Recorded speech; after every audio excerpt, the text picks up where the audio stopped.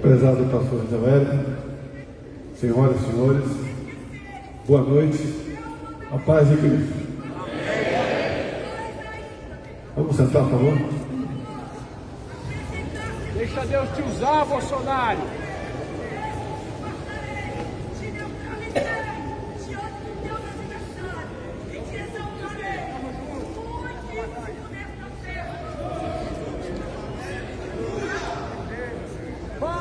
Existem certos mistérios na vida da gente. Todos nós somos iguais. Todos nós teremos um ponto final de dia. Todos nós temos uma missão aqui na Terra. Creio que vocês já se perguntaram muitas vezes, né? Como o Jair, chegou até aqui. Dadas as circunstâncias, dado uma sobrevivência, mas creio que um grande mistério ainda é por que eu cheguei até aqui. Porque eu não cedi às tentações do poder. Levei a desarmonia para alguns poderosos do Brasil, que tudo faziam sem serem incomodados. O tempo passa, nos molda, nos aperfeiçoa, a grande maioria melhora. Eu tenho quase uma rotina, que comecei há uns 3 anos, orientado por uma liderança evangélica, e tem dado certo. E com mais fervor eu tenho exercido nos últimos dias essa rotina, que é toda manhã, depois de se levantar, dobrar os joelhos, fazendo o Pai Nosso e fazendo o pedido. E o meu pedido é de que o nosso povo um dia não venha a sofrer as dores do comunismo. Vivemos num país, que eu tenho falado, que, na verdade, aqui é uma terra prometida. O Brasil é um paraíso. Ninguém tem o que nós temos. E por que não avançamos? As nossas escolhas. Toda vez que nós decidimos alguma coisa na nossa vida, por muitas vezes, nós somos escravos dessas escolhas. E ela tem que ser feita à luz da razão, não da emoção ou do coração. Alguns acham, porque muita gente passa por um momento difícil e acha que explodindo a sua decisão pode levá-lo a um lugar melhor. Não é essa a história, não é isso a verdade. As mudanças, muitas vezes, que todo mundo, uma vez ou outra, almeja, ela pode ser para pior. Uma troca de carro, a gente pode trocar para um carro pior. Com troca de casa, ou troca de aparelho celular. Mas a troca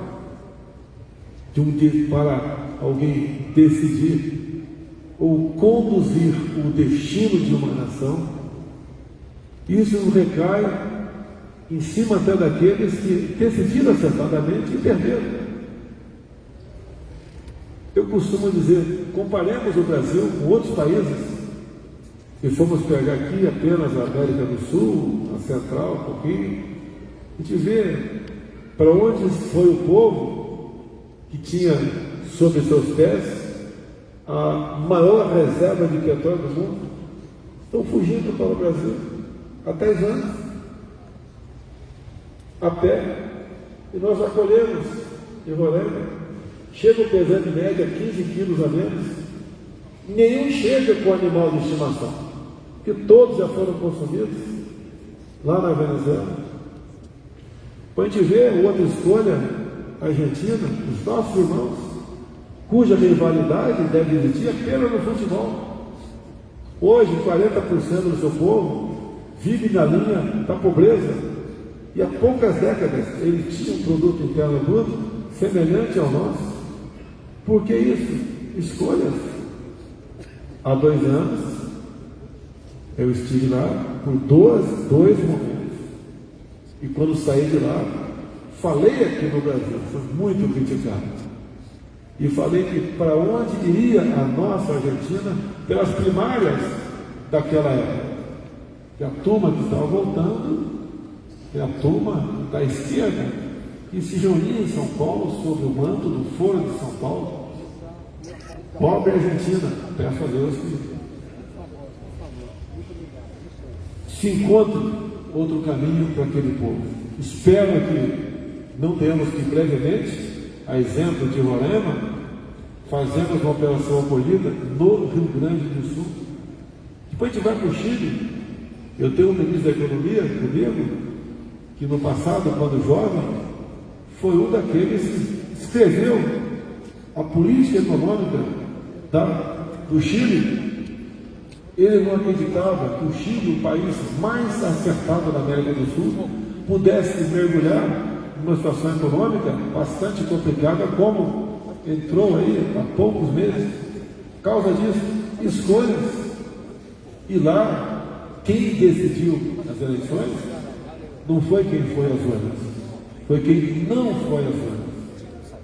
Nós sabemos que tem uma passagem militar que diz que pior que uma decisão mal tomada é uma indecisão. E lá, quem se omitiu, lavou as mãos, paga um preço caro hoje em dia. A gente vai para a Colômbia, há poucos meses tomou posse uma pessoa que ganhou as eleições. Ao seu passado, era integrante do grupo guerrilheiro chamado M19. Quando eu ocupei a tribuna na ONU, há poucas semanas, lá eu levei o padre comigo e o pastor Silas Malafaia, eu ocupei a tribuna, inspirado neles. Eu falei que o Brasil estava de portas abertas para receber como refugiado padres e freiras que estavam sendo presos ou expulsos da Nicarágua. Logo depois de mim, ocupou a tribuna esse recém-eleito presidente da Colômbia. Ele ali defendeu, com unhas e dentes, a descriminalização da cocaína. Colômbia é um país ajustado economicamente. Há poucas semanas havia estado presente com o então presidente Duque, e ele falou: não tem como nós perdermos as eleições lá. Perguntei até qual é o sistema eleitoral de vocês. É o voto impresso ao lado do urna eletrônico. Acabou perdendo as eleições. E a situação de instabilidade. Já fala o presidente de abrir as fronteiras com a Venezuela, soltar os encarcerados. Problema, escolha. Por vezes, a omissão leva a esses nomes, por outras vezes, a falta de um pensamento mais acurado, um estudo maior. É a mesma coisa. Não adianta termos uma Ferrari em casa se o motorista gosta de tomar uma cachaçinha de vez em quando. Ele vai capotar a Ferrari. O que vai levar aquele carro ao destino não é a sua marca, é o seu piloto. O Brasil é mais que uma Ferrari. É uma terra prometida. Nós, quando nos casamos, a gente não olha muito para a família da noiva ou do noivo. Depois, com o tempo, a gente toma pé dela. Aqui no Brasil, quando se escolhe um presidente, você tem que ver qual é a família desse presidente. A minha família é o Marcos Pontes, é o Tarcísio de Freitas, é o Paulo Guedes, é a Tereza Cristina. Vocês sabem quem são a minha família ministerial. E a família ministerial do outro lado. Ele não fala, mas vocês também sabem quem são essas pessoas. Grande parte foram condenados a mais de 10 anos de cadeia. O seu grande mentor foi condenado a 30 anos de cadeia por corrupção, lavagem de dinheiro. Esta família é que merece, entre aspas, administrar o nosso Brasil. O que temos que fazer para evitar que isso aconteça é, muitas vezes, dentro da família de cada um de vocês, ver quem está agindo de maneira diferente, quem está sendo levado por cantos da sereia. E vamos mudar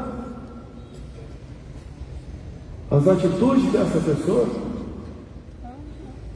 O lado de lá fala-se muitas vezes em taxar herança, falar para esse jovem que está pensando em estar num campo oposto ao nosso, se papai ou mamãe vier falecer, que vai falecer um dia, você vai ver, essa herança nossa taxada. Quiçá você não tem que fazer de grande parte dela para ficar com uma pequena parte. É isso que você quer para você?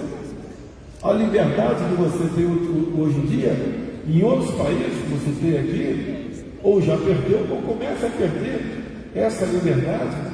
O outro lado, você fala coisas bonitas. Nós sabemos que tratam seus militantes com pão e mortadela.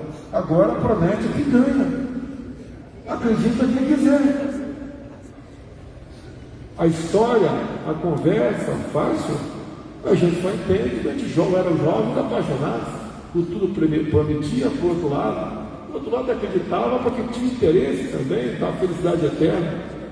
E nós sabemos que a felicidade de uma nação pode ser eterna, mas passa pelo perfeito entendimento de cada um das circunstâncias de momento, porque o outro lado, o lado ruim, sempre aparece em nosso meio, e nós temos como afastar isso daí.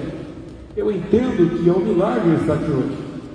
A sobrevivência dessa casa, uma eleição improvável, a formação de um ministério em desacordo com o que queriam os grupos políticos, a ameaça de não ter governabilidade sem indicar cargos para aquele grupo político partidário. Acredito que o que aconteceu no último domingo também foi um milagre. Estavam todos contra mim. Todos mandei de falar, né? Todos quem? A grande imprensa, institutos de pesquisa, parte dos magistrados togados lá da praça dos três poderes, outros países de esquerda que querem voltar ao poder. Quem os comandou de 2013 a 2015, porque dinheiro nosso ia para ditaduras. Não ia, por exemplo, para fazer o metrô em Belo Horizonte, mas foi para fazer o metrô em Caracas, capital da Venezuela. E nós não queremos isso. O Brasil é riquíssimo. Alguns dizem que ele não afunda porque ele é maior do que o buraco, mas não podemos abusar disso. O mundo todo tem respeito para conosco. Até mesmo a viagem que eu fiz à Rússia, com a crítica de quase toda a mídia e de grande parte dos meus ministros, foi um sucesso. Nós, sem fertilizantes, abrimos mão da nossa segurança alimentar e mais de 1 bilhão de pessoas ao redor do mundo passariam fome. Como disse a presidente do OMC há 4 meses, quando me visitou aqui no Brasil. O Brasil é uma terra fantástica. Temos tudo para sermos uma grande nação, mas passa por nossas decisões. Alguns querem imediatismo. Muitos políticos não levam em conta 1 ano e meio de pandemia, com a política do fica em casa, a economia te vê depois. 38 milhões de pessoas que viviam da informalidade foram condenadas a morrer de fome. Antes disso, com toda certeza, poderiam ir às ruas, saquear supermercados. Evitamos isso com auxílio emergencial por mês, meus senhores. Vocês, nós, o governo federal, gastava 50 bilhões de reais com auxílio emergencial. E as senhoras, as mulheres, que eram mães, que eram chefes do casal, recebiam o dobro. Criamos programas para a manutenção de emprego, com o programa e o bem. Vencemos obstáculos, veio a guerra lá fora, os combustíveis dispararam no mundo todo, aqui não foi diferente. Fomos salvos novamente, conseguimos junto ao parlamento botar um teto nos impostos, do ICMS, dos combustíveis. Hoje caiu, foi lá para baixo, temos uma das gasolinas mais baratas do mundo, e o etanol também. Estamos no terceiro mês consecutivo com deflação.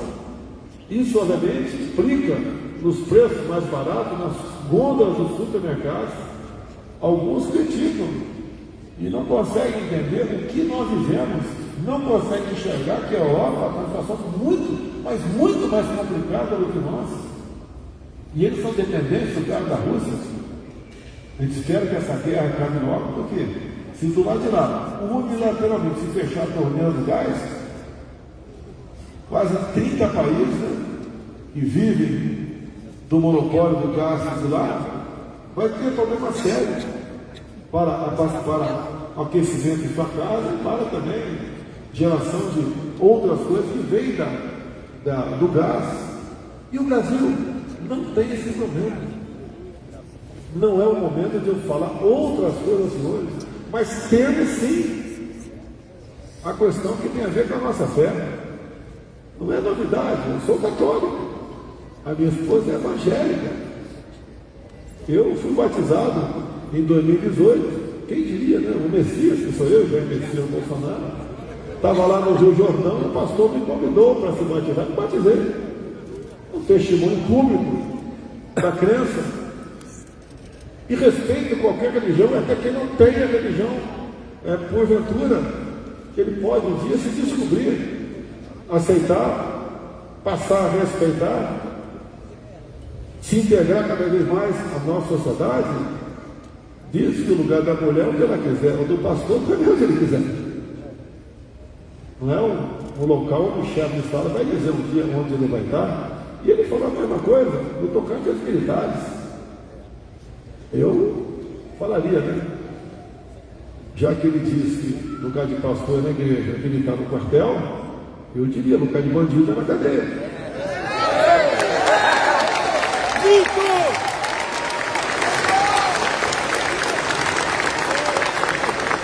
Mas esse é um país maravilhoso. Tem um povo miscigenado. Ninguém tem a felicidade que o nosso povo expressa em sua face, nos 365 dias do ano. Não aceitemos a conversa fácil de que uma pessoa ao ocupar aquela cadeira vai trazer a felicidade para todo mundo. Como lhes foi perguntado: como é que você vai arranjar um emprego? Ele falou: arranjar emprego. Como? Não sei. Outras coisas perguntaram para ele, as respostas são sempre vazias. Vote em mim que eu vou trazer a felicidade. Nós temos a experiência do passado, as comparações. Eu peço a Deus que ilumine a cada um de nós, para bem fazer as suas escolhas para o bem do nosso Brasil.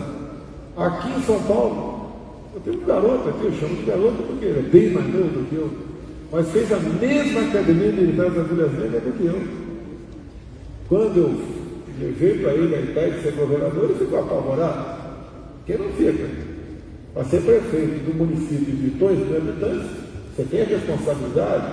Imagine ser governador do estado como esse. São Paulo, a locomotiva da nossa economia.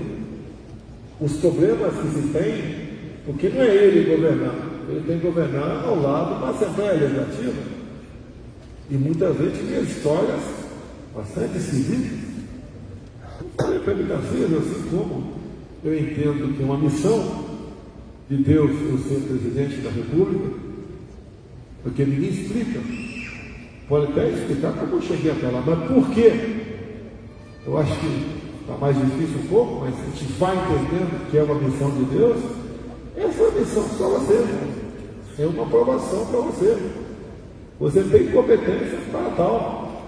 Ouso dizer que até mais do que eu. Porque ele tem uma mente privilegiada. Ele lê qualquer assunto e já domina. Agora, uma coisa que me conforta, e vai confortar o Tarcísio, me conforta e muito, que pese todas as críticas, todos os ataques, todas as calúnias. Quando vem para cima de mim não tem problema, quando vem para cima da minha família, lógico que isso nos abate. É que na minha cadeira não tem um comunista sentado nela. São Paulo não será diferente. Nada está decidido, nada está ganho. Nós devemos fazer tudo aquilo que está ao nosso alcance. Quando for impossível fazermos com as nossas mãos, nós devemos aí sim entregar nas mãos de Deus. Eu agradeço ao Deus pela minha família, pela minha segunda vida, pela missão e pelas pessoas que estão ao meu lado. Muito obrigado a todos vocês.